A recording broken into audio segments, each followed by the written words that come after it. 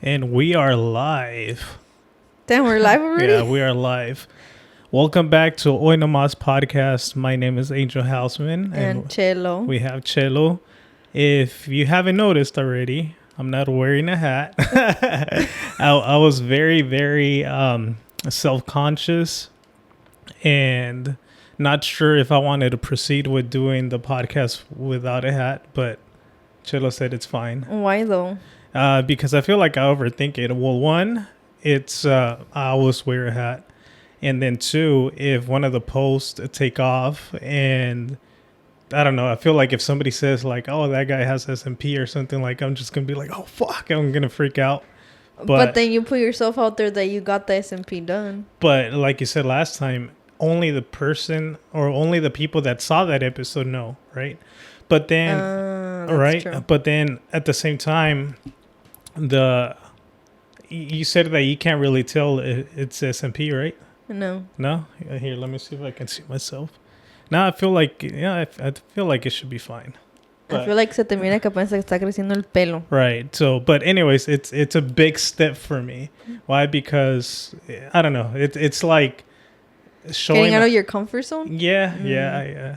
But I feel like from this last session that I got S&P, I feel like I really, really like the results, that I feel a little bit more confident into actually putting myself out there without a hat. Yeah. So if you're watching this episode, this is a treat. And then another thing that actually happened from the pregnancy, I had gained like 20 pounds and I've been working out. I've been eating a lot better. And I lost 10 pounds already. So I'm down. Today it was my low weigh-in. Today's being Sunday when we're recording this. Oh, no, Saturday. Saturday the 17th. And I lost 10 pounds already. So I'm at 179.9. Chelo called myself, what you call me? Slim thick? Slim thick. Yeah. You say you gained 20? Yeah, I had to gain like 20 pounds. Because I was at 160-ish. And I think I went up to 70, 80. Oh, no, like... No, you gained like 30 because you were like almost to the 200. Yeah. Oh, yeah. Almost. No, I was like at 190. 190. But you were like 190 something, though. So I gained approximately like 30 pounds. That's another reason why if you watch a lot of the podcast, I would wear a lot of sweats. Why? Because hardly anything fits right now. I feel like I have a little bit more of a breathing space.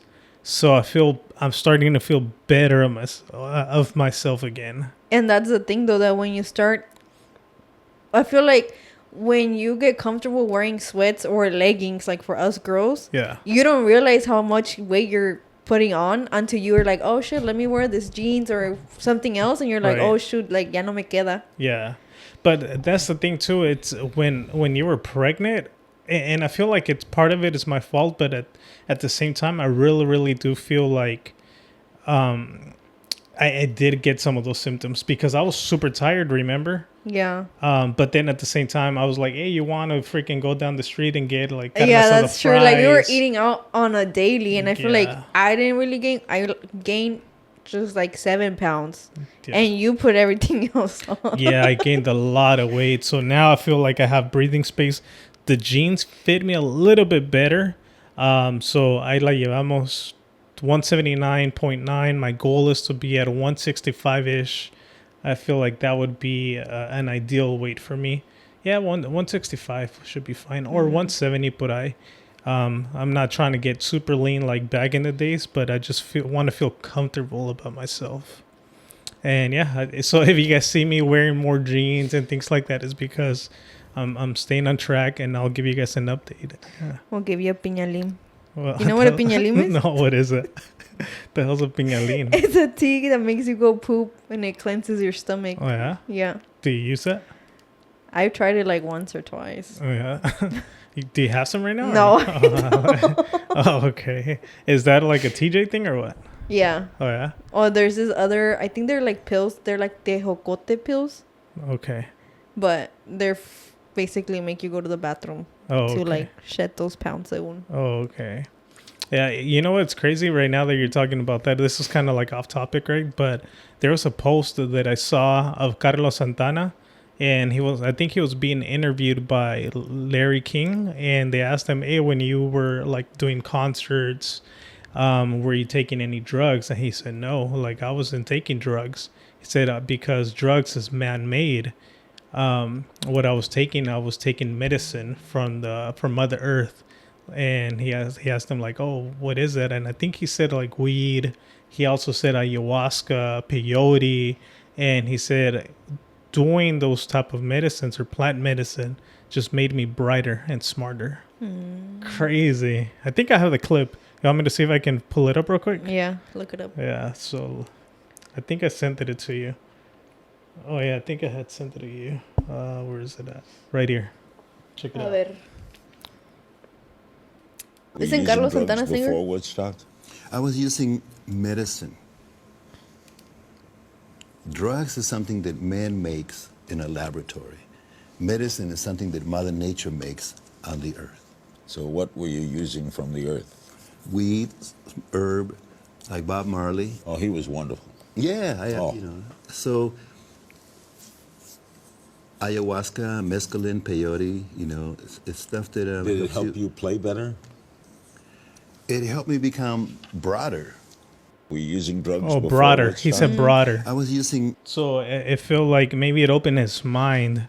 I've been telling Chilla I've been wanting to have another ayahuasca episode or something of plant medicine, but I've been reaching out to people and I just haven't, for one reason or another, they haven't been able to make it. Like one of them, she has a 2-year-old and she takes him to school, things like that. So she's unable to. And another friend is like worried because she's going through some court case and supposedly she don't want like any of this to be put out and be used against her. Yeah. So, but I'm really trying to get another one of those episodes, and I'm also trying to get the shaman to come. I reached out the last time and he had said yeah in a sense, but he was traveling a lot. So maybe I'll reach out again and hopefully we can have another one of those episodes. Yeah. Are you thinking of doing ayahuasca anytime soon? I kind of do want to, especially now that I'm cleaning up my diet, which is part of the process. I do want to, but it is scary just because of like, if you throw up like a lot, Yeah. Are you still thinking about it or no? I want to do it, but No. I mean, the throwing up, that's nothing to Yeah, me. Now, dude, I was freaking throwing up for 9 months straight. Yeah, that's true. But you're not like trying to rush into doing ayahuasca. I'm not trying to rush it, but for sure before the year ends. Oh, okay. Same here. So maybe we can set it up so we can go. Yeah. But okay, so this here, let's do the intro and then we'll kick off the actual podcast. Okay. Are you ready? Welcome to Hoy No Más Podcast with Angel Houseman.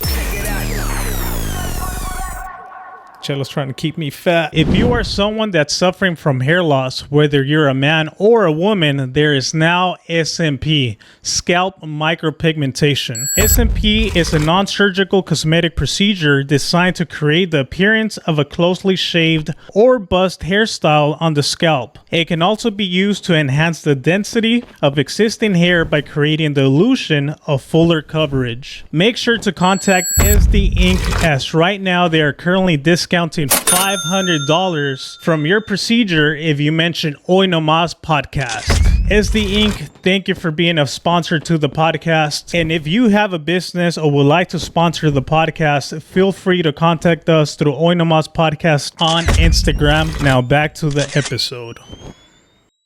But I'm really trying to fight it. Nah, she plays around saying that she wants to keep me fat. I'm not playing around. Why? Why do you want me fat, dude? Why? I'm just like... Nah, you're not playing, dude. You're not playing. Why do you want me fat? No, I'm just... Nah, you're not playing, dude. I am playing. No, you can't even stop laughing because you know you're lying. Chelo thinks that if I gain fat or I gain weight and I get fatter, that nobody's going to look at me. Right? She said it. No. Yeah, Chelo, you haven't said it? No, I haven't. You've never said that you want me to get fat or be fat. No. Okay, all of a sudden, Chelo wants me to be fat, but I honestly, when I feel like good about myself, I feel like I can conquer the world. So that's why I really, really feel good. So, but anyway, what were you gonna say? I was gonna say when Angel loses weight, he starts acting up. Yeah, well, because I feel good about myself, you know. But Yeah. all right, so a couple things for this episode. We this week I feel like a lot of local like incidents. I mean, I'm sure there's a lot of different news that happened throughout the whole San Diego County, and just we personally don't report it, but I feel like a lot of these things were like just happening back to back. One being that hit close to home was that General Dynamics Nassco, there was a fatality. A long time ago, you would hear a lot of different incidents that would happen at the shipyards here in San Diego. And now a lot of the injuries that happen in Nassco or whatnot, they're very, very minor, right? Like a lot of little cuts and bruises or wear and tear, like of people like maybe like not stretching, things like that, right? So a lot of minimal injuries that happened. But this past, I believe it was Monday or Tuesday, there was an actual fatality in Nassco. And I think as of right now, they're still, pulling up all the different like research and data, or they're still looking into the case to find out exactly what happened and what was the actual cause. But yeah, I think this person that passed away, he was a male. I think his name was JC Adames. And rest in peace. It's just one of the reason why it kind of hit me is because nobody really goes to work thinking they're not going to come back. Mm-hmm. They're not going to come back home, right?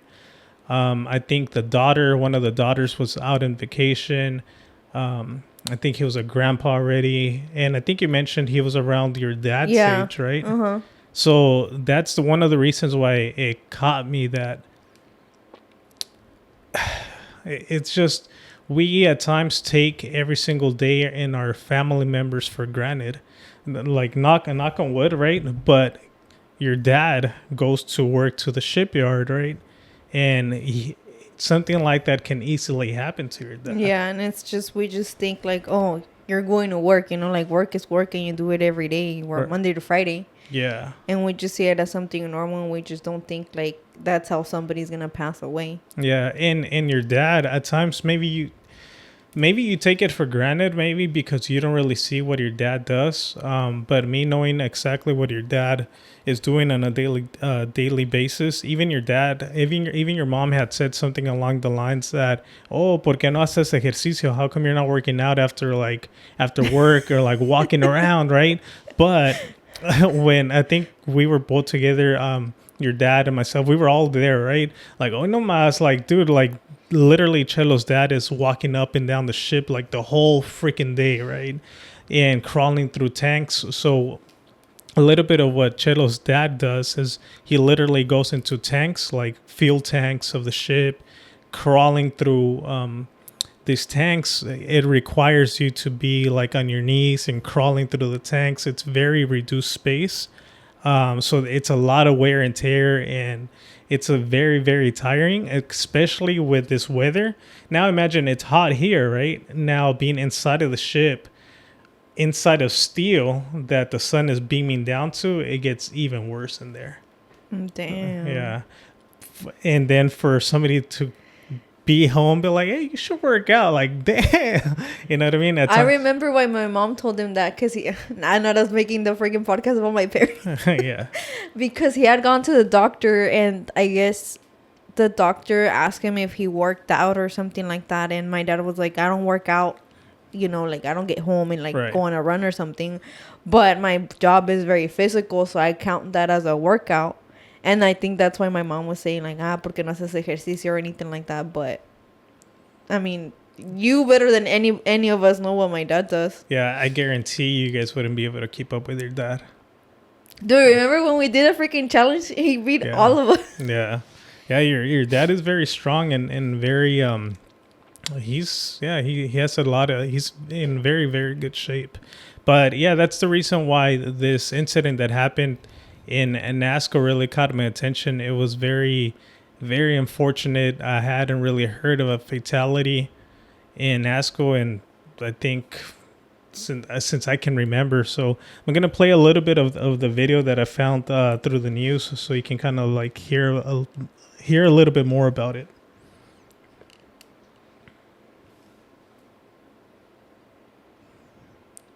All right, so this is coming from San Diego Fox News. An employee at General Dynamics National Steel Shipbuilding Company died Monday after an accident involving a heavy piece of machinery at the shipyard. Family members said J.C. Adame, a father of 4 and grandfather of 6, was beloved by his coworkers. Adame's daughter, Isabel Adame, said the family struggling to understand what happened when meeting with Fox 5 and KUSI at Greenwood Memorial Park in mortuary. I just want the answers. I want to know what happened to him, Isabel said. So apparently they still don't know exactly what happened. So let's hear a little bit of what the daughter was saying. You can watch it there, babe, or if not, I'm gonna just turn around over here because it's hard to look over there. I'm gonna share this with everybody so that we can kind of be aware and not forget this story. At the General Dynamics National Steel and Shipbuilding Facility. And Fox 5's Sarah Legray starts us off live from Barrio Logan with what we're learning about it tonight. Sarah. Yeah, hi there, Andrew. You said it. This victim was a father of 4, a grandfather of 6. He was someone who's just beloved in his community, both in and outside of work. Now, I've been speaking with their family throughout the day. I talked to his daughter earlier, as well as his son. I just got off the phone with him. They want to know what happened. They're piecing together the minimal details that they've been given and say they know just as much as the general public. So he will be missed. It's been back-to-back long, emotional days for the family of J.C. Adame. He died Monday while on the job at the Nassco shipyard, where he worked for the past 30 years. Jack of all trades, really, is my dad. He's a jack of all trades. So 30 years. So just to put it into perspective, he wasn't new at work. He had 30 years working in this type of environment. So going back to what we were saying, it can happen to anybody at any moment. Mm-hmm. You know? We met with his daughter, Isabel, at what's expected to be the burial site of her father along Greenwood Memorial Park. I just want the answers. I want to know what happened. She says the pain is palpable, but the need to pull back the veil is stronger. All anyone kept saying was, I don't know, I don't know. Machinery. J.C. Adame died Monday after a heavy piece of machinery fell on his torso, according to information from family members. They told us that all of his coworkers tried to lift it up themselves off of him. But the lack of details from Nassco is angering Isabel and loved ones. We didn't find out from Nassco. We found out from his friends. Isabel says she learned the news from a colleague of her dad's who was on vacation long before hearing from the company. She also tells us she waited at the shipyard Monday for hours without any word about her dad's well-being and still left without knowledge of the basics. Where is the crane driver? Was it the straps of whatever machinery was being held? Were those weak? Like, was it negligence? In a statement, Nassco says as they investigate the incident, they cannot share any further details at this time. They also say there are no words that can suffice in this moment and share their deepest condolences. I know people do get injured. It's a common thing. People die at that job. But it's the confusion of her dad's death, a man known to stick to safety and abide by the rules, that's gripping Isabel. So for them to say an accident happened, something is not right.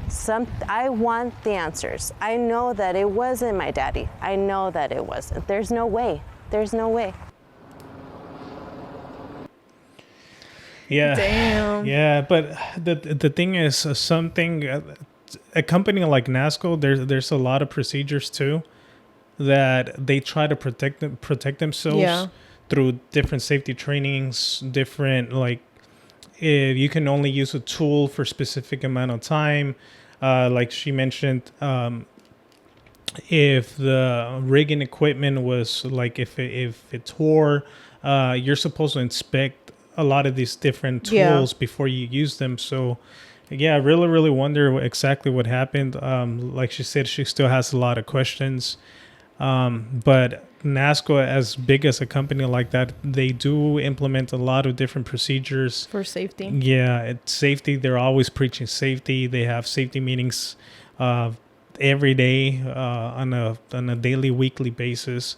Just like herself, very curious to see exactly what happened. And something I'm not sure if you heard, right? But it was the actual coworkers trying to lift up the machinery. Yeah, from what I heard, I think it was some sort of pipe that would. I think it was either a pipe or an AC that fell on his stomach area. But I'm not sure exactly what happened. But this is just he said, she said type of thing. But yeah, the coworkers there actually saw that and they were trying to help them. Yeah, they were trying to help themselves as well.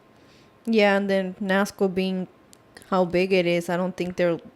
I mean, eventually there needs to be answers, but I don't think they will just release a statement like right away because they know they need to know what's going on. Right. And then I'm assuming, obviously I don't do the same work as you guys do, but I'm assuming that you guys have areas where you guys are not supposed to walk through either because of the machinery that there is too, right? Yeah. Or certain sections. Yeah, there's different processes, right? Like if something's being like moved, like in the overhead, you're supposed to be away.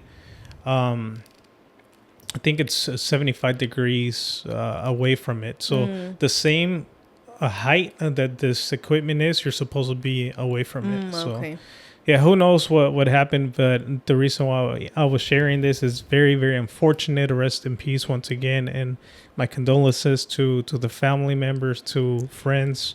But yeah, I just wanted to bring it up because it's just, especially like yourself, Chelo, like your dad works in that type of environment.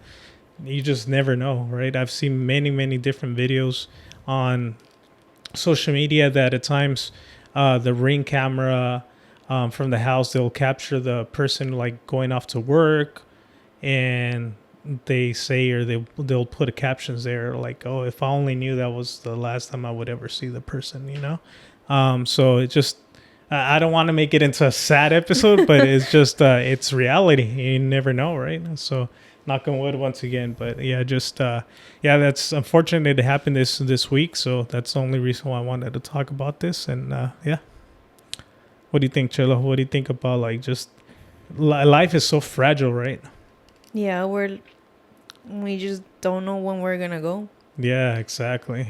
Like we think like, oh, I feel like a lot of the times like we're doing something and then it's like ahorita voy a hacer esto y al rato voy a hacer esto otro y mañana, like at least for me, my head is always like this, and it's like right now I have to do this and this, and then later on I have to do this, but tomorrow and this week I have to do all these things. But then it's what guarantees you that you're going to even make it till tomorrow. Right. Like you're making all these plans thinking you're going to be there, right? Yeah. Yeah. I don't know. Like they say at times, I don't know, like, yeah, plan for the future, but don't forget to live in the present, you know? Yeah, it's, I mean, we're all going to go through it, and hopefully not anytime soon. Hopefully like later in the future for many years to come, right? But yeah, it's just something as a friendly reminder for all of us just to embrace the present, live in the moment, appreciate your family members, your loved ones, friends, anybody that's there for you and that has been there for you. Just, you know, like either give them a call, make time for them, because at times a lot of people don't go and visit a specific friend or family member because they're too far. But what happens is a lot of people wait till they pass away, and then that's when they drop everything to go and travel and be at their funeral or whatever. But why couldn't you do that when they were alive? Right? Why wait till they passed away? Why not set everything aside to make time for them while they're alive? Yeah. And then too, when it's a funeral, I mean, I don't know for you, but for me, it's happened that if somebody dies, you end up seeing somebody that you haven't seen in years. Like from the last funeral, somebody else passed away. And that's how people like usually reunite just at the funerals. It's like, oh, no te había visto en el funeral de fulanito de tal. And then alguien se muere otra vez. And then it's like, oh, like here you are again. Yeah, exactly. And we shouldn't do that, man. Like, I've seen it many, many times. And like I said, you should make time for people while they're here living in good health and good spirits. Mm-hmm. All right, cool. So something else that happened during the week that it was very unfortunate. What happened? You've heard of Sawaya, right? Yeah, because of you. Okay. It's like a little tiendita, right? Yeah. In the hood? Yeah, exactly. So Sawaya, it's for the people that don't live here in San Diego. Sawaya, it's a local market over there by Memorial Middle School.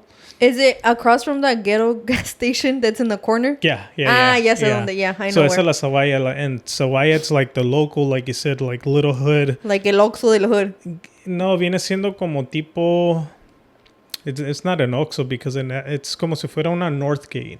Oh, yeah. okay. So La Sawaya, it's pretty much like the local store, like meat market and everything in one. Yeah, it's grocery store. Oh, okay, yeah, the local hood store right there that everybody goes to. But Sawaya, it's actually very, very known for the tortillas. A lot of people go for the tortillas at Sawaya, and it just so happens that I believe it was yesterday or 2 days ago, whatnot. What happened? There was an accident. From what I read and from what I saw in different posts, that this gentleman, this older male, I believe he slipped and fell, and his hand got caught inside of the tortilla machinery, and it actually caught his hand, and I believe it went up to his shoulder area. I'm not gonna show much because it's like out of respect for this person, and but there's an actual full YouTube video that kind of shows when the person is being taken to the ambulance, and you can hear his pain. I'm gonna show a little bit of the fire department being in the scene and trying to help him out. They actually had to cut a piece of the machinery in order for him to be able to like leave the store and taken to the hospital. So he actually walked out with a piece of machinery on him. Oh my! Well, the tortilla machines are like steel machines, no? Yeah. So check it out. It's crazy. Like, man, and that's the thing. You're just going to the store. You don't think. Or you're just going to. Well, he was a worker there, right? I'm not sure if he was a worker or not. I think he was just at the store at that moment. But check it out.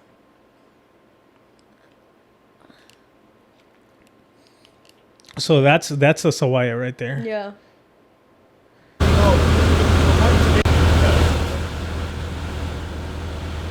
So I think right now you're gonna be able to see the firefighter. There we go. That's a firefighter actually having to use that machinery in order to cut the piece of equipment that this older male was caught into.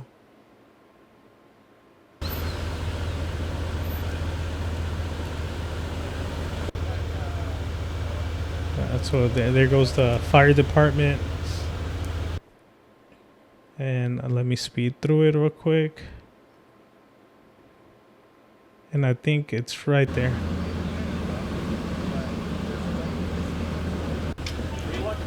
So right there, you can see they actually cut.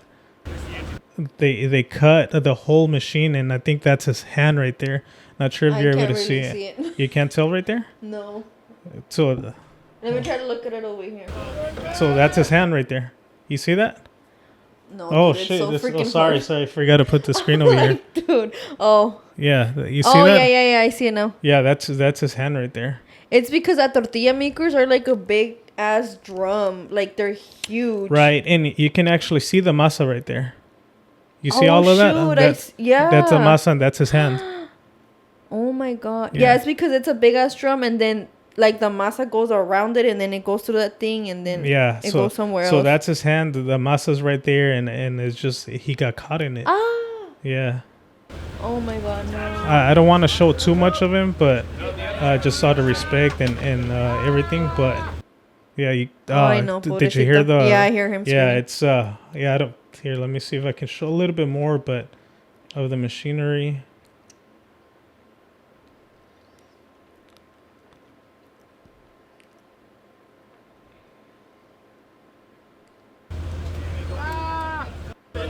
Right there.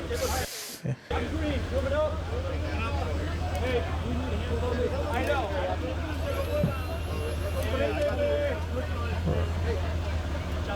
Let's see. I wonder if they just left it like that para que no se fuera a desangrar. Yeah. Like to like hold it tight. I don't know. Let me see if I...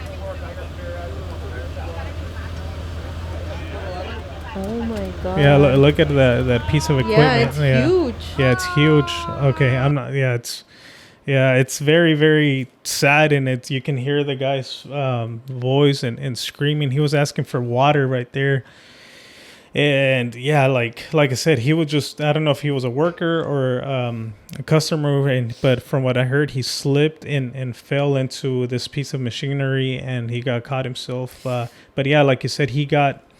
The reason why they took him like apart with the machine is because they weren't going to be able to work on him right there. Right there. So they actually had to break it apart, probably at the hospital. Here, let's read some of the comments. So my husband was on this call praying for this man. It could have been so much worse. So scary. Good work for San Diego Fire Department and everyone involved on helping save this man in the pain he was in. Good job, Captain. Okay. Stalinsky. So somebody saying falling into any type of commercial machinery is pretty gosh darn scary. And I think the fire department talks a little bit, so we'll play a little bit of that. Please tell us your name, spell your last name, and your position. Yeah, I'm Josh Slatinsky, Joshua. Last name's Slatinsky. I'm Battalion Chief, San Diego State Fire Rescue Department. And today you're the shift commander? I am acting shift commander today. That's correct. Can you tell us what happened here in Barrio Logan? Yeah, approximately an hour ago, we had a gentleman here loading a tortilla machine at this family established market down. Oh, so he was loading it, so it might have been a worker also. Here, he slipped and fell and got his arm stuck in the machine. Went fully into his shoulder with a 90-degree turn. Crews arrived, found him up in the air. They were able to disassemble the machine enough to get the gentleman on the ground to kind of disperse the weight of his body weight off of his shoulder and his arm that was stuck in the machine. Crews were able to take the machine apart enough to get him loaded out of the market and loaded into the ambulance en route to a UCSD hospital. With the machinery still attached? That is correct. The parts of the machine, the motor part and the top part they insert the tortilla dough into, actually was taken off, and his arm was kept inside that to get to the operating room. And we saw he was in a lot of pain. Doesn't look good.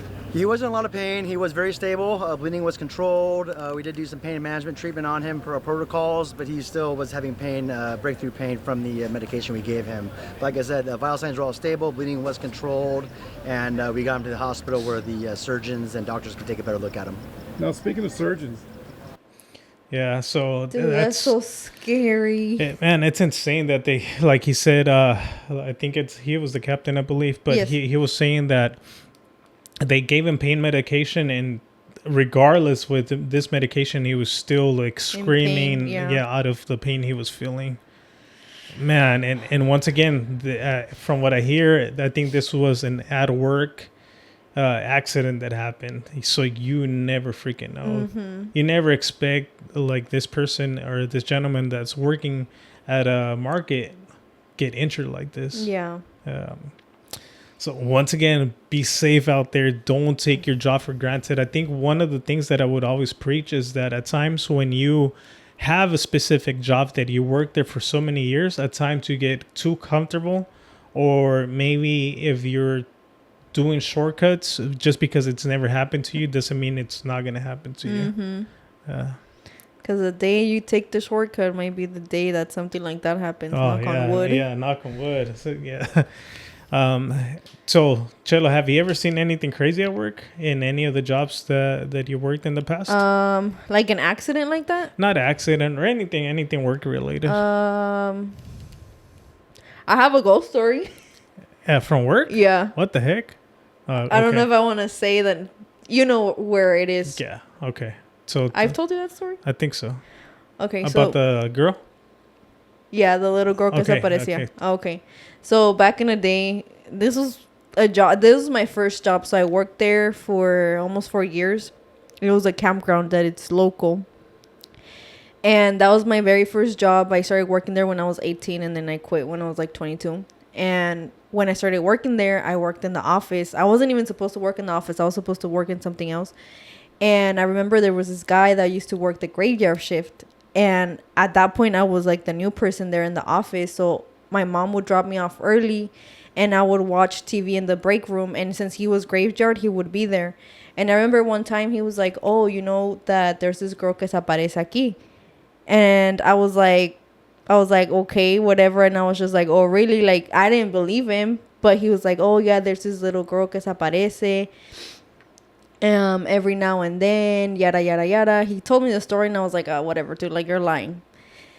Time passed by. I want to say it was more than a year, probably even 2 years in. And this one night that I was working there, it was myself, another older guy that worked with us in the office, and another girl. It was the three of us a night shift. And when it was night shift in the summertime, I would be off like almost at midnight. So since we worked in the office, we had to like count out the cash register for the day. So we would take our doors to the back, and it was like a little desk with 3 little chairs, and we would sit there, and each one we would count our money. So I remember this older guy that he used to work with us, his name was Kevin. He was like talking to me, and he was standing in the doorway to get to that little room where we would count the money. And he was holding the door for me so I could pass through him to go sit down. And when he was holding the door, we were talking about something, and he was like, oh my gosh, did you hear that? And I was like, what? And he was like, there was somebody laughing right now. And I was like, Kevin, you're lying. Like, shut up. Because he like messing around with us like that. He was just like, ese viejito que he messed around like that. And I was like, dude, whatever, you're lying. So then I sat down, and then I was sitting there. There was an empty chair here, and then Kevin was sitting over here, and we start counting our money. And then all of a sudden, I swear to God, it was like if the little girl was standing right in the middle of us, and we both heard her laughing. Wow. And when I freaking heard the giggle, I freaking turned around, and me and Kevin were just looking at each other, and we're like, oh, fuck no. Oh, so both of you guys heard Yes, because first Kevin heard her, and then he was like, did you hear that? Right. And then I was like, no. And then when we sat down, it was like a chair between us, and that's when we heard her, like, si se hubiera sentado en medio, se hubiera empezado a reír. Wow. And I was like, and I turned around, and I saw him, and I was like, did you hear that? And then he's like, I told you that there was somebody in here. Dang. So then me and Kevin start freaking out. And the other girl that was working with us, she comes in, and she's standing in the doorway again. So we're like, oh my gosh, like there's somebody in here. Like, we got to get out. It was almost midnight. And Nikki was like, you guys are overreacting, que no sé qué. And then again, we hear it again. No way. And we were like, fuck this, dude. And we just freaking threw the money. Wait, did that girl, Nikki, also heard it? Yes, because it was like 3 times back to back. So it's like first Kevin heard her. Yeah. And then it was me and him. And then at the end, it was the 3 of us that heard the giggle. But she was saying that you guys were overreacting, yeah, right? And what'd she say afterwards? Like, she was scared too, obviously. Yeah. And then after that, we heard her on the radio, because we, in the office, we had a radio thing. And that would send the signal to the people outside in the walkie-talkie so everybody can hear that. And this one time that I was calling somebody on the radio, they wouldn't answer. And then when they, like, it almost sounded like they picked up, like they clicked on the radio. You can hear kids laughing in the background, but they wouldn't talk.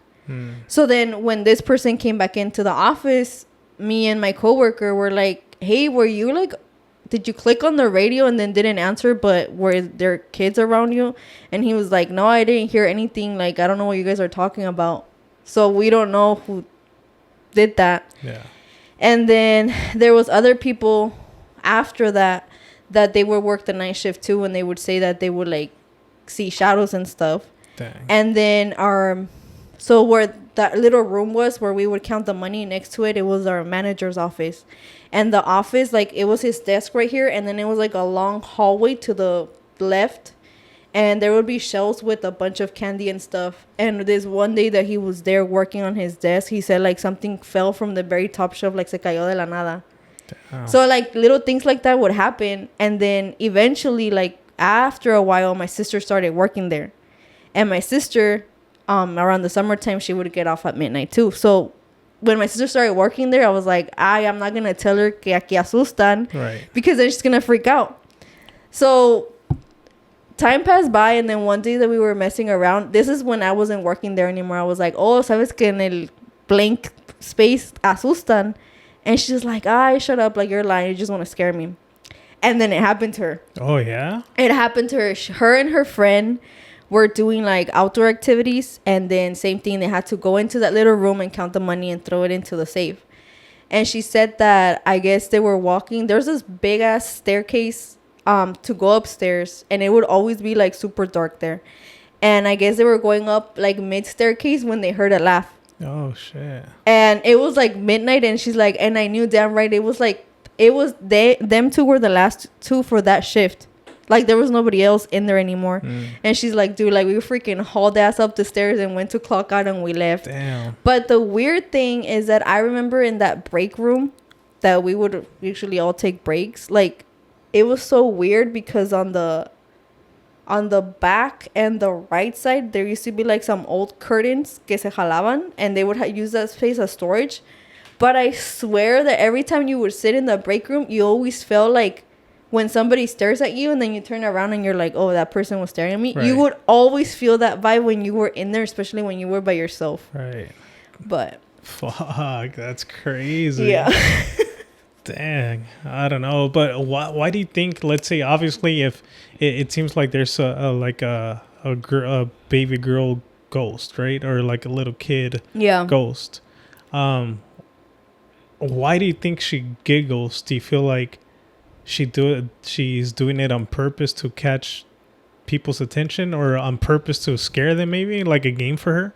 Maybe it was a game for her, but I do know from one of the señores that was a manager that I guess where that campground is located, it used to be like back in the day, used to be Native American land. Oh, really? So, I'm getting the chills. Yeah. Maybe if it was Native American land, I mean, I don't know. I'm pretty sure a lot of them died there. So maybe it's a ghost from back in the day. So nobody knows like who that little girl might be. No. Oh, okay. No. Damn, that's crazy. Yeah, I got the chills too. Yeah, damn, that's a good story. Yeah, I think you had told me that, but it's just told me that story before. But every time you tell me, it's just yeah. Damn, that's insane. Anything else that you remember that happened aside from that? I have another. I feel like I have two more stories from that job, but from that same one. Yeah, but they're not scary. They're something different. Yeah. Well, I have a video that we can react to. I guess we can call it the viral video of the week. Okay. You don't have any stories? Not like that. No. So the only thing that I had is just work related. Is just, you know, when you go to like Qualcomm or Petco for a Padres game or whatever. Yeah. It's crazy because you never know, or you never figure these things that actually happen behind the scenes. And we always hear about like McDonald's employee like spitting on a burger, things like that, right? Yeah. And this is years ago. I was like in high school. Yeah, I think it was high school.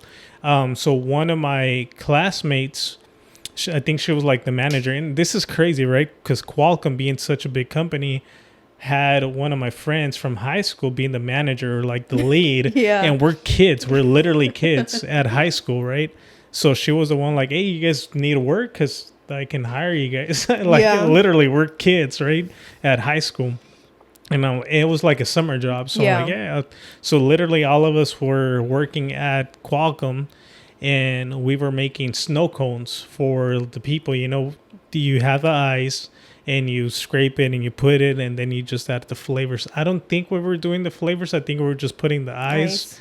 Something else. No, I don't know. I don't know. I think we were actually. I think we were making the snow cones for the people to come and pick them up, and they would go out there and sell them, right? Mm-hmm. But what's crazy is, and you never think about it, and which is I'm totally against, but they were breaking the bags of ice on the floor, and people are stepping on the floor, and so it's all muddy, but you're breaking it, and at times, well, obviously the ice is sharp at times, so it kind of breaks. The bag breaks, so you're breaking it, and then you're throwing the ice into the ice maker. And then after that, like I remember the snow cones were being made, and then we're kids at that time, and they're like, "Hey, lick that one, lick that one."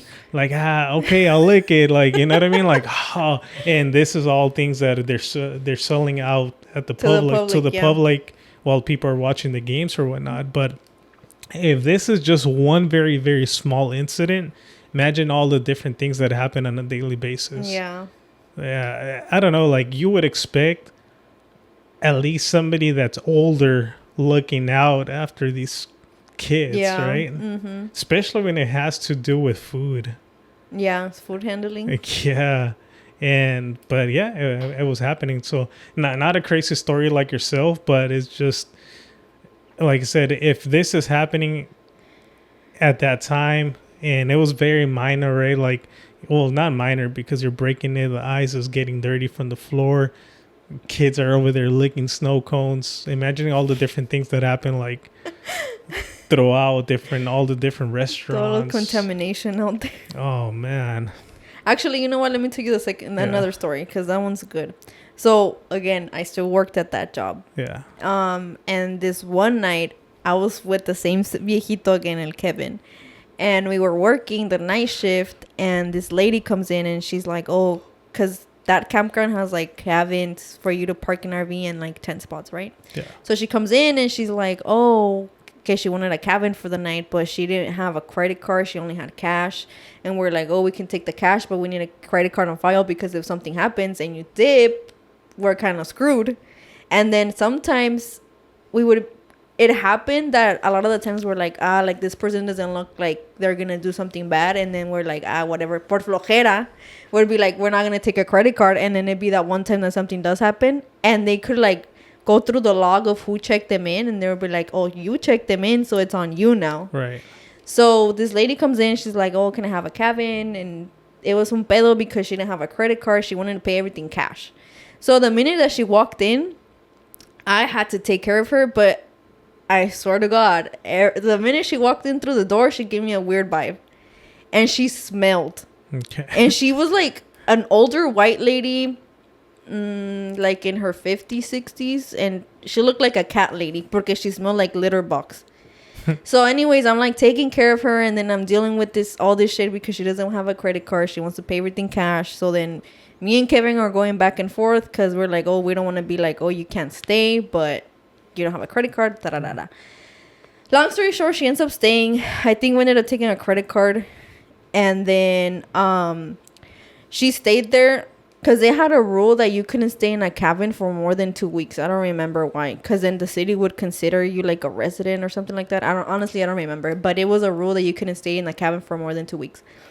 So then she ends up moving from a smaller cabin. The smaller cabins didn't have a bathroom, to a bigger cabin that they had a bathroom like and everything. Like glamping, I think they call it. She gives me the weird vibe since day one. When I'm working there, because I literally work 5-6 days out of the week, I obviously kept seeing her walk into the office, because it was an office and it was a little store. And she had two kids with her. So I thought a lady in her 60s, I'm like, "Oh, those are her grandkids." And they kind of like, the kids were like white. They look like they could be 6 and 8, and they were like blue eyes and everything. I'm like, okay, like those are her grandkids. And they would call her Ma. And the kids, they look dirty. Like if she looked dirty, the kids looked even more dirty. Like las uñas, like they had like mugre underneath them. Like they smelled even more than she did. Like you could tell that the kids were not well taken care of. And then she would go into the office and like buy them like maruchanes and stuff like that for them to eat, or candy. So long story short, she started giving everybody in the office the weird vibe. And she ended up moving to the bigger cabin. And then one day, one of the housekeeping ladies, she came back and she's like, "Oh, this lady has cats, right?" Because she had animals staying with her. And we're like, "Yeah." And she's like, "Because there's a mess in the cabin and there's feces, but it's not animal feces. It's like human feces, like all over the the beds and stuff, and we're like, ew, so they're just not, se están haciendo del baño in the actual, like, bed sheets. It turns out that this lady, those kids were not her kids. What the heck? And this is something that till this day, it haunts me, and now because I have a baby, and I'm like, dude, like, this is why you gotta trust your gut instinct. It turns out that this lady had been on the run because she kidnapped those kids from some other, she wasn't even from this state, she had, like, plates from another state. So it turns out that this lady was on the run with those kids that were not her kids. And I guess these kids were like, I don't know who she took them away from, but she had these kids and she was on the run from another state. And I guess that's why she wanted to pay everything in cash, because if she paid anything with a credit card, that's how she was going to get tracked down. Yeah. And she kept saying, like, I remember she would, like, say weird stories, and she'd be like, oh, my husband, he makes really good money. Okay, he worked in he wasn't a pilot, but he wasn't, like, the tower that controls the planes that, like, take off and land and stuff like that. Yeah, the control tower? Yeah. And she would always, like, be saying random stories, but it turns out that those kids were not her kids, that those kids were taken away from, like, their actual mom, and we don't even know if those kids were even siblings or if they were, like, from different moms. How'd you guys find out? Because, like, this lady obviously started giving us the weird vibe to everybody, and then we're like, oh my gosh, like, maybe we should call CPS on this lady because that's how bad it got. But I think at that point, nobody in the office wanted to be like, if we fuck up, like, it's gonna be on us, and then she's gonna maybe find out that it was one of us in the office that called CPS on her. So I feel like we all were on the same page that there was something off, but none of us wanted to be like, I'm gonna be that person that's gonna, if we're wrong, like, I'm gonna be the one that's gonna get the finger pointed at. Damn, that sucks, dude. So the reason why we found this out was because CPS went to the campground. So who called? Do you know? I guess somebody else that was staying there called CPS on the lady, and that's how CPS ended up going to the campground and looking for her. But by the time that CPS got to the campground, that lady had already dipped. Oh. And after that, oh, dude, I'm getting fucking chills. After that, she never went back. So we don't know where she went with the kids. What the heck? And I remember after CPS went and they were looking for her, she called once or twice, like, asking if she could stay. But I feel like we kind of tried, like, for her to come back. But I feel like she knew that they were probably onto her already, and she dipped. Oh, dude, man, that sucks, man. Like, you guys could have caught her. I know, and that's why I'm telling you, like, trust your gut instinct. Because now I think about it, and I'm like, dude, like, if one of us would have called, we were all onto her, so we were all right. We all felt something was wrong, and it's like, dude, those kids could have made it back to their mom. Dude, that makes me mad. Like, dude, why? But I get it, right? At times you just like, or whenever you see an incident out in the streets and maybe two people are going at it and you're like, I don't want to get involved or whatever, right? So I can see why you guys wouldn't want to do it. But then at the same time, it's like, fuck, you guys could have saved these two kids. Hopefully the kids are fine, you know? Yeah. But man. I do remember. But there's no video footage? Like, in the office, there was no cameras. We had a sign that there was cameras, but there was no cameras. Dang, dude. Because of like, oh, there's video footage. You guys could have put it out like everywhere and to be on the lookout, especially the plates of the trailer or whatever she was driving. Man, that sucks, dude. It gets me like, why didn't you guys do anything? But I get it at the same time. So I don't know. That's like a story that's always been in the back of my mind, because I'm like, dude, like. And you never like saw a follow up or if she ever got caught or anything. I found out about it because when we would do shift change in the afternoon, that AM shift would let us know everything that happened in the morning. So I was off for like 2 days, and then when I went back to work, that night shift, the morning shift had, they had been like interrogated by CPS. So they told us like the whole story rundown. Wow. They were like, oh, you remember so and so? Like, yeah, it turned out that those were not her kids. But wait, who knew? CPS knew?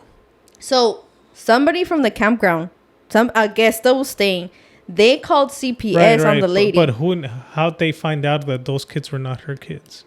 Because they had been looking for her for a while from another state. So I guess como que ya le habían puesto el dedo from another state that she had kidnapped those kids. Yeah. And she was on the run with them. Oh, shit. And that's why they were trying to track her down. And then when I don't know if the person that called CPS, they took a picture of her. Yeah. Or the plates. I don't know those details, Damn. but point is, Damn. she dipped. It's a good story that he shared. Well, not a story, but an incident, right? Who knows? I'm even curious if she ever got caught. Maybe we can She look was it up old. later. I mean, around that time, this was like what? That was 18, 6 years ago, 7. I don't know. So she was pretty old. She was pretty old already. She was like in her 60s. Oh shoot! And it was just her and the 2 kids. Yeah, the husband. She would always talk about the husband, but he was never around. Who knows if she even had a husband and if even it was even true. Yeah, that's what I was gonna say. Maybe she wasn't in the right mental state. You know. Yeah. And that sucks. All right, let's wrap it up with the viral video of the week. It's nothing crazy, right? But just kind of correlates to work-related stuff. But for the Oinomas podcast, this episode is going to be episode 79, I believe. Yeah, this is going to be our little video reaction, the viral video of the week.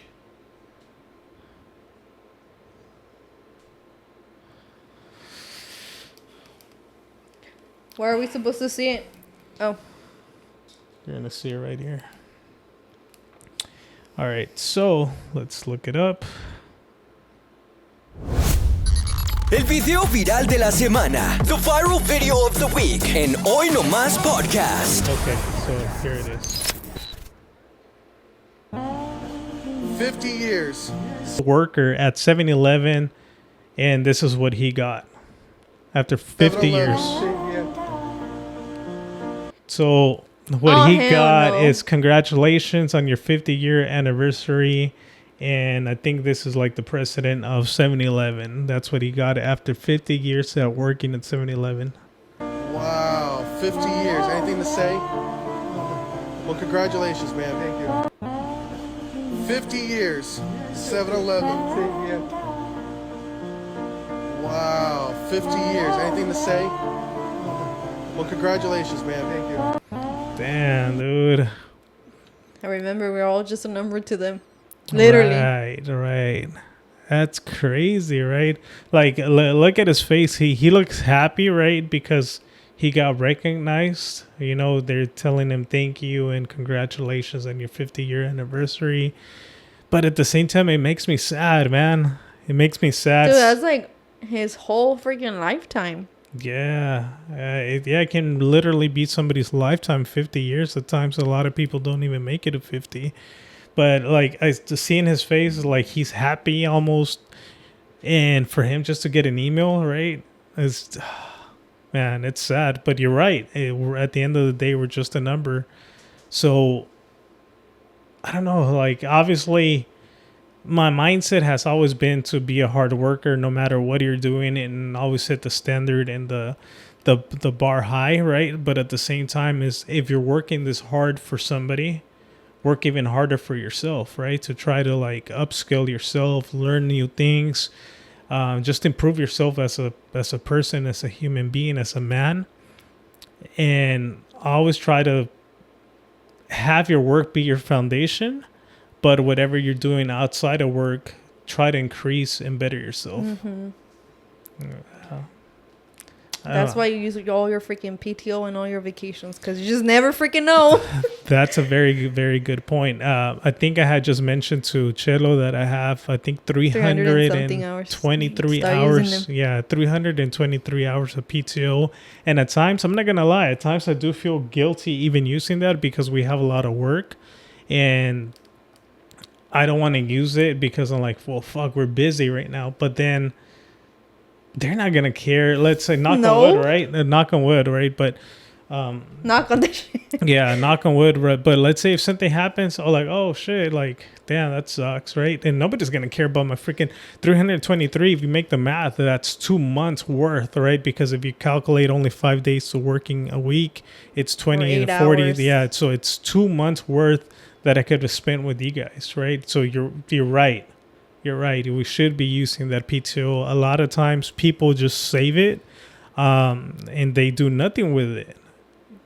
Dude, I remember in my old jobs, I would use all my PTO and all my vacations to a point I got negative. And I'll be like, I'm going on vacation. I don't know how you guys are going to do it, but you guys figure it out. Yeah. And I will still go on. Like that first job, my manager, he would always let us go on vacation even if we didn't have hours anymore. Oh, what the hell? And he'll be like, I'll figure it out, you can go. And he never, none of us, he never declined like nothing. Even when it was like the busiest, which was the summertime, he'll be like, you want a week vacation, you can go, I'll figure it out later. Yeah. So, that's dope. Yeah, dude. He was like, he never denied nobody's vacation. And at the end of the day, because it's not his company. Yeah. You know what I mean? Like, and then the PTO, it's there for that same reason. Mm-hmm. But a lot of people, we want to do the best to try to help out the work or the job or, you know, but at the end of the day, they don't care. Yeah. So you're right. So use your PTO and use your vacation. He says, again, negative fuck. Yeah, for instance, for the baby, I ended up taking 4 weeks, a whole month. And you were even feeling guilty at that time. I felt a little bit guilty, right? But I ended up getting paid. So for the people that don't know, right? I think I'm not sure if it's a California thing or I'm not sure, right? But you do get up to 8 weeks of paid leave. Family leave, even the guy, right? So I took 4 weeks off, and then they take the highest percentage from the past year for them to calculate how much you're going to be getting.